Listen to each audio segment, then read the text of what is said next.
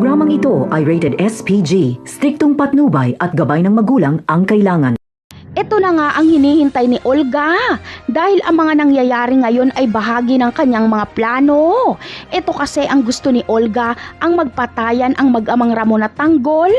Pero mas gusto ni Olga na siya ang makapatay kay Tanggol para maipaghiganti niya ang anak niyang si Greg. Kaya kapag makahanap siya ng pagkakataon ay babarilin niya si Tanggol. Samantala, napakatinding bakbakan ang magaganap sa pagitan ni Ramon at Tanggol. Pareho silang magaling. Ang lamang lang ni Tanggol ay mas maliksi siya kay Ramon.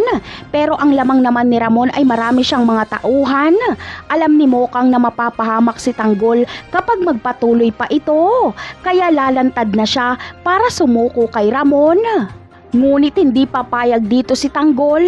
Ayon kasi sa kanya ay mamamatay muna siya bago makuha si Mokang ng asawa nito. Ngunit ano nga ba ang makakapagpahinto sa bakbakan na ito? Malamang ay kapag tinamaan na si Mokang dahil posibleng ang pagbaril ni Olga kay Tanggol ay si Mokang ang tatamaan. Kaya naman, mapipilitang umatras si Tanggol kapag mangyari nga ito. Dahil hindi niya naman maipapagamot si Mokang, mamamatay lang ito kapag isinama niya pa rin. Walang magagawa si Tanggol kundi ipaubaya kay Ramon si Mokang para maipagamot ito. Wala namang makakaalam kung sino ang nakabaril kay Mokang dahil nakatago si Olga noong kinalabit niya ang kanyang baril. Napakarami pa nating dapat abangan sa mga susunod na episode. Paalam!